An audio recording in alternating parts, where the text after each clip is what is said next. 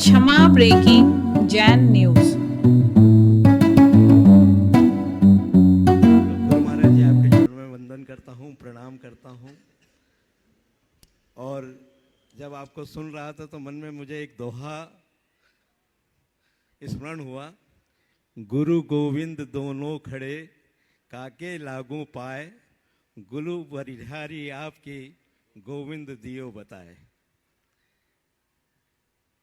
प्रश्न के आपके यहाँ आने के बाद तो इतने सारे प्रश्न मन में आते हैं, बाकी वर्तमान परिप्रेक्ष्य में सनातन और सनातन में समावित धर्म पंथ का समन्वय और वर्तमान में प्रचलित बटोगे तो कटोगे। बहुत सुंदर। देखिए, सबसे पहली बात, जब भी सनातन की बात आती, आज सनातन के नाम पर बड़ा तनातन हो रहा है, पर मैं कहता हूं अगर तुम सनातन को समझ जाओगे तो टनाटन रहोगे। इसलिए तनातन नहीं, टनाटन होना चाहिए। ये सनातन क्या है? मुझसे लोगों ने बोला, महाराज सनातन धर्म में आपका विश्वास है। मैंने कहा, तुम मुझसे सनातन धर्म में विश्वास की बात करते हो, मैं तो कहता हूं धर्म ही सनातन है। जय हो। धर्म सनातन है, जो शाश्वत है वो सनातन है, और ये शाश्वत धर्म है। पंथ परंपराएं आगे पीछे की हो सकती है, पर धर्म तो हमेशा सनातन है। इसलिए मैं उस सनातनी धर्म पर विश्वास करता हूं, और सबको एकजुट तो होना ही चाहिए। इसलिए इस बात में लेकर किसी भी प्रकार का संकोच नहीं। लोग पूछते क्या जैन धर्म सनातन धर्म के अंतर्गत आता है? तो मैं यही उत्तर देता हूं, जब धर्म ही सनातन है और जैन धर्म धर्म है तो वो भी सनातन है। इसमें क्या संशय?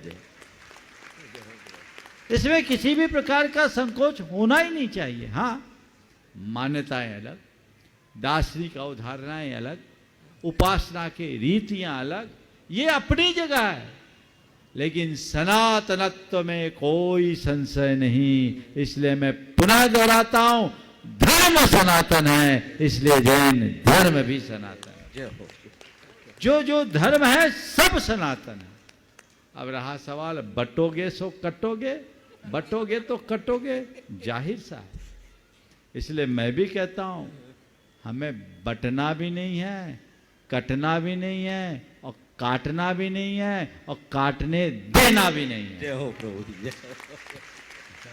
एकजुटता के साथ रहना हमारी समय की पुकार है, युग की मांग है। इस पर सबको बराबरी से ध्यान देना चाहिए और उसी अनुरूप आगे का काम करते रहना चाहिए। हमारी संस्कृति बंटने की संस्कृति है ही नहीं। हमारी संस्कृति तो वसुधैव कुटुंबकम की संस्कृति है। हमारी संस्कृति जुटने और जोड़ने की संस्कृति है। ये कुछ विघटनकारी तत्व हावी हो रहे हैं, जो हमें जुटने की जगह काटने का प्रयत्न कर रहे हैं, बांटने का प्रयत्न कर रहे हैं।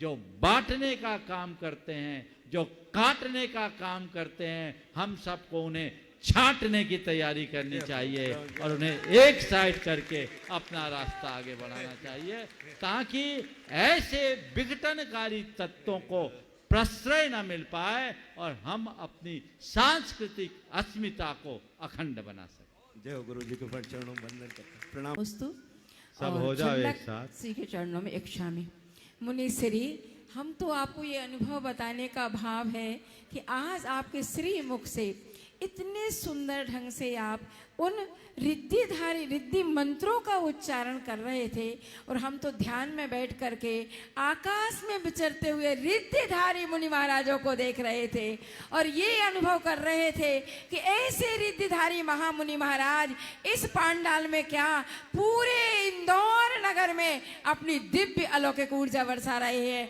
और उस ऊर्जा का सभी लोग बड़े अच्छे से पान कर रहे हैं। ऐसी अलौकिक ऊर्जा की आज अनुभूति हुई और आज तो सौभाग्य, मुनि महाराजों का चिंतन तो चल ही रहा था, लेकिन आज हम लोगों को पड़गान करने का भी सौभाग्य मिला है। ये बहुत अच्छी सराहनीय बात है।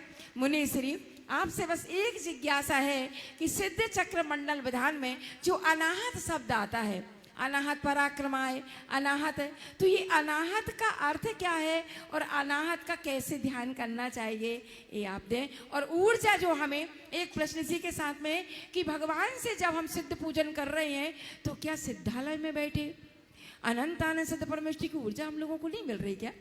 इसके लिए भी आप बताएं। नमस्ते महाराज जी।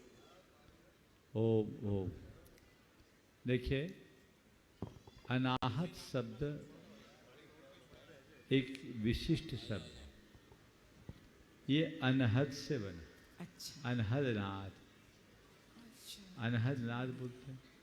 अनाहत जो बिना आघात के प्रकट हो अथवा जिसे कोई आहत न कर सके, तो अनाहत पराक्रमाय, जिसके पराक्रम को कोई आघात न पहुंचा पाए अथवा जिनकी शरण को पाने वाले का पराक्रम आघात मुक्त हो जाए। अनहद नाद में ओंकार को लेते हैं। सिद्ध परमात्मा का पराक्रम भी अनाहत है, जहां कोई प्रयास नहीं, सहज उद्घाटित होता है। इसी प्रकार अप्रतिचक्रे, आज किसी ने पर्ची मेरे पास भेजी थी सवेरे। अप्रतिचक्रे का अर्थ क्या है? प्रतिचक्र का अर्थ होता है शत्रु, और अप्रतिचक्र यानी शत्रु रहे, जिसका कोई दुश्मन ना हो और जिसकी किसी से दुश्मनी ना हो, वो अप्रतिचक्र है। तो ये सब भगवान के साथ जुड़े हुए विशेषण हैं और हमको उस रूप में लेना चाहिए।